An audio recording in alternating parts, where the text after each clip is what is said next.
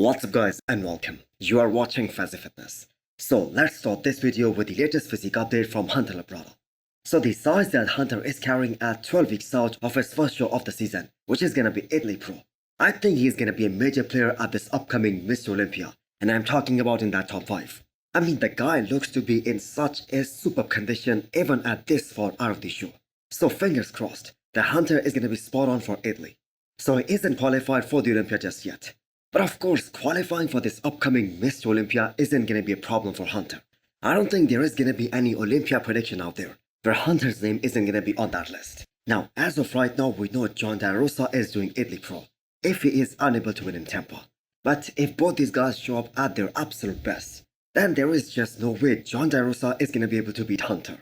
He is just way too big and way too muscular for a guy like John. So this is gonna be Hunter's show all day long. So Hunter has been facing some issues throughout his professional career. We all remember him having multiple protein shakes every day and blending his food, and maybe that was the reason he had those stomach issues. And even though he changed his strategy last year, even then he had some of those issues. And that is exactly what hindered him from presenting his best on the Olympia stage last year. And that was the main area of focus for him and his team. They wanted to fix that issue first. And I have to say, everything has clicked so well for Hunter in this offseason. And not just in the offseason, he has been looking extremely impressive ever since he started this prep. So I believe this is gonna be a big year for Hunter, and Italy will mark the start of it. So do let me know what you guys think. Can Hunter place as high as top 4 again at this upcoming Mr. Olympia? Next up is the physique update of Rubiel, also known as Nexzilla. So the White Pro isn't gonna be a two-man show with Behrouz and Nathan. Rubiel is of course gonna be a major factor in that show. I mean, the guy had such an impactful pro debut last year in Prague. And there are only a bunch of guys who had such massive impact over the entire bodybuilding community, even without winning a pro show, even without placing top 2 at a pro show. But Rubiel won his pro card and stood next to the Olympians the very next day. And honestly, he was so damn good, especially in those side shots. He was able to beat all of those guys, including Samson Dauda as well. And that is really saying something. So the fans have been waiting to see him back on the stage ever since Prague last year. And it is finally gonna happen in Dubai in less than 4 weeks time now.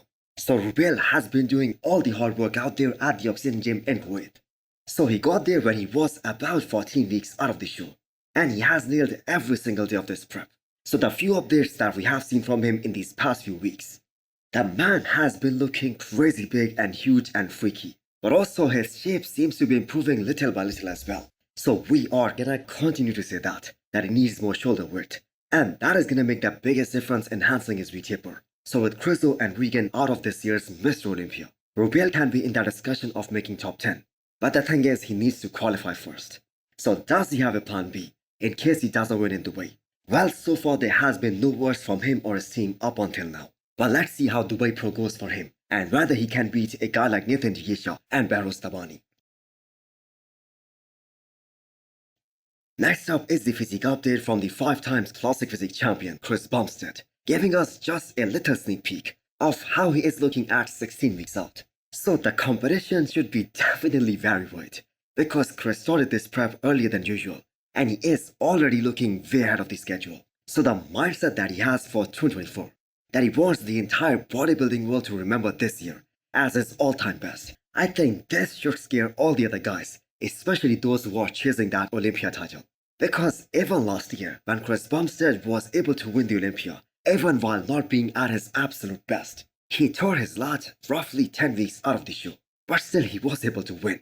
And that just goes to show us how good this guy really is. So this time he went as high as 265 pounds during the peak of his offseason. And just by looking at his current shape, how lean he is looking right now, how much detail he is showcasing, he can definitely use another few weeks just to grow even more. So the first year when him and Hani Rembert started working together, that was back in 2022. And that was arguably his best look ever. And after that, Hani Rembert said that his goal is to make Chris's back look more 3D. So they were unable to accomplish that last year, because as I just told you guys, that he tore his lat during last year's prep. But this year they have put in a lot of work in that back. So we might see an altogether different animal this year, which could very well be his last year as a competitive bodybuilder. So no one is gonna have an impact like Chris Bumstead in classic physique division. And not just in classic physique, He has been one of the biggest names in the entire bodybuilding history. So I don't think we are gonna see another like him anytime soon.